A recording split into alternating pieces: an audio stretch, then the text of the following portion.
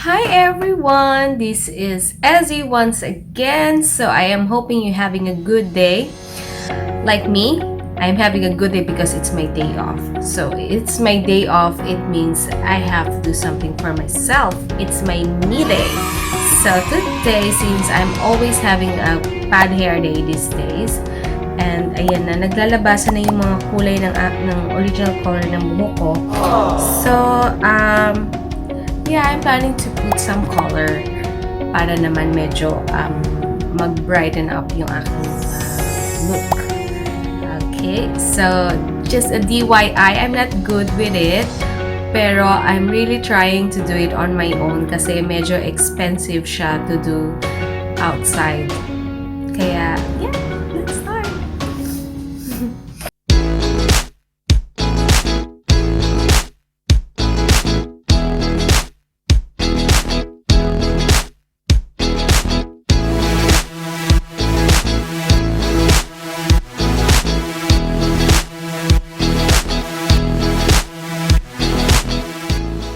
Okay, so to start with, para hindi tayo medyo ngarag later sa paggagawa natin ng hair color. So, we have to prepare the things that we need. So, kaya rin ako nagkaroon ng idea na gawin na yung aking buhok kasi when I pass by dun sa tinatawag ditong reject shop, so ito yung parang mga Daiso, yung mga ganun, yung mga mura-mura lang. Are you sure so about nakita that? ko kasi tong kit, then it consists of these things. So mayroon ng cape, may clip, may ito yung pang ano ng color, yan, tsaka yung comb.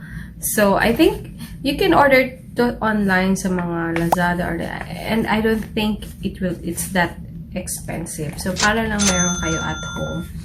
And also walang bowl, kaya kinuha ko lang tong aluminum plate na disposable na ginagamit for party or sa baking ata. Mura lang kasi siya. So dito ko na lang i-mix yung kulay. And also yung cling wrap, yeah, yung ito, yeah, glad wrap, para pang cover ng hair right after. Pero before, nung wala pa ako talaga masyadong budget, ang ginagamit ko lang is yung plastic, ginugupit ko lang siya and then I will just cover it. And yun lang. And okay. Also, you can use you can prepare a Vaseline or petroleum jelly, but since I will just maximize what I have the Lucas Papao ointment. It's also like a balm base, so ito na lang yung gagamitin ko. Yeah, maganda siya sa lips. I like it. Yeah. And also, hindi naman makukumpleto kung wala kayong hair color. So nakita ko to on sale sa supermarket, Garnier. Maganda naman yung feedback ng Garnier kasi parang hindi naman siya ganun ka-harsh sa hair or sa scalp. So, yun napili ko. And I'm very minimal comes to hair color. So, not like before when I was young.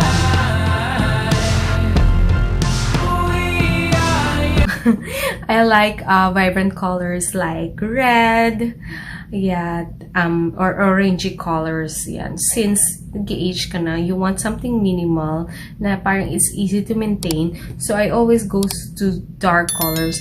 Dadating din ako sa black, pero yeah, but not now. I'm still not ready yet. So I go with the darkest brown.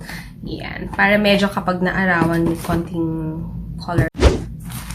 Ayan. So, ngayon, prepare natin yung ating tape na nabili natin it comes with a kit. Diba? So, ayan. So, you can go a little sikip pa. Then, of course, you use your balm. So, petroleum jelly or Vaseline. Kaya wala ko nun, kaya I'm using the Papao. So, lalagay mo lang dyan.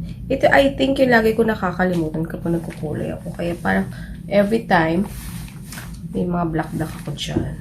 Okay, so now you put your balm, protective balm all over your hairlines. and around your ear. So, it's time na to plan.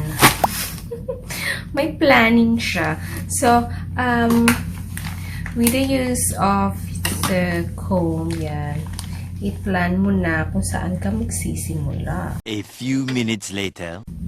So, done na yung planning mo. All you have to do is wear gloves. Yeah. Ito kasama na to sa kit. Bango. Kasama na siya sa kit din sa box.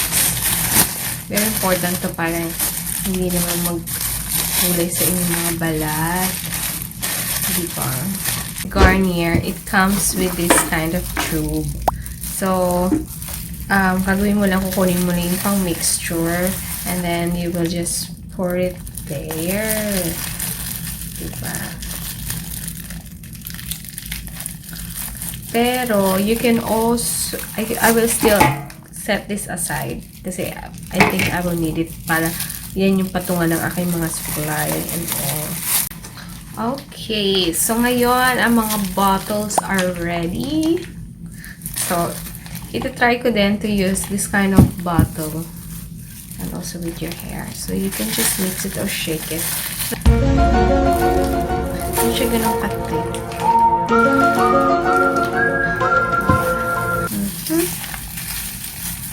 So, it's ready. So, you can start with the root.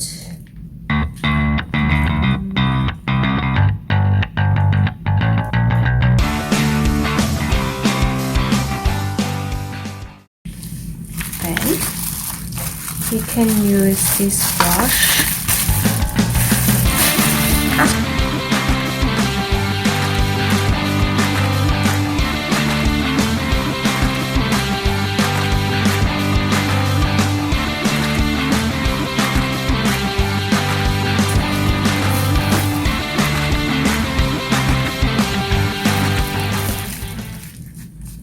You can also put color here.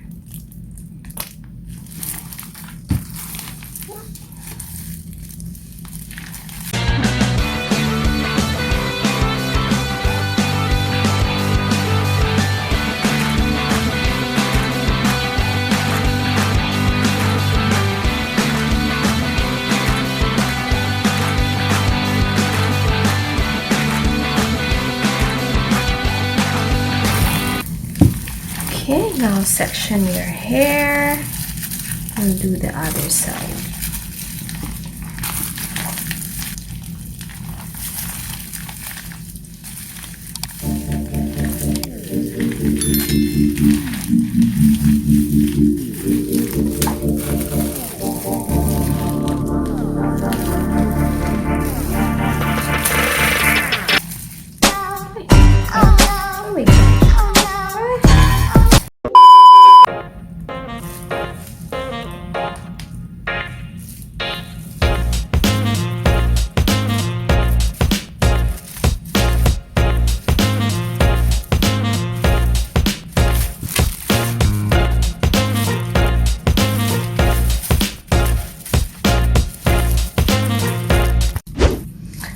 Guys, so I've done doing all over my hair, including my back.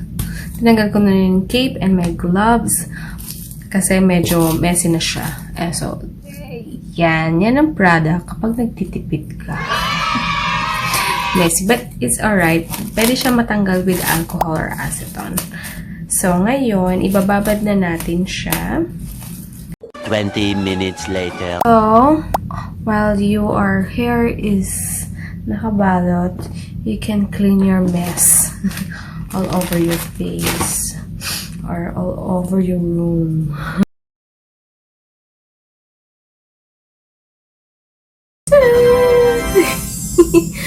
Diba? Kompleto na yung look ko sa inyo. Kaya naman, napagaligo ko, okay na siya. So, yeah, nakita nyo na-emphasize yung color ng hair ko na dark. Yeah. And ang maganda sa dark color, since lumipis na lumipis yung buhok ko, so nagmukha siyang makapal. Yan. So, yeah, I like it. So soon, probably I will get a haircut para matabunan itong aking noo. A fringe yung ganun. Ayan. So, as I said, it's my day off. So, I already prepare myself para magkaroon ako ng parang masaya namang dinner. Ayan. Para masarap mag-doll up paminsan-minsan. So, this is my chance. I have my time. So, sana huwag kayong magsasawa na suportahan ng aking mga videos and to inspire me more to learn na share mga self-care and beauty tips sa inyo. Kaya, like and subscribe my channel, share to your friends, and I'm bouncing out. Thank you. I'll see you soon.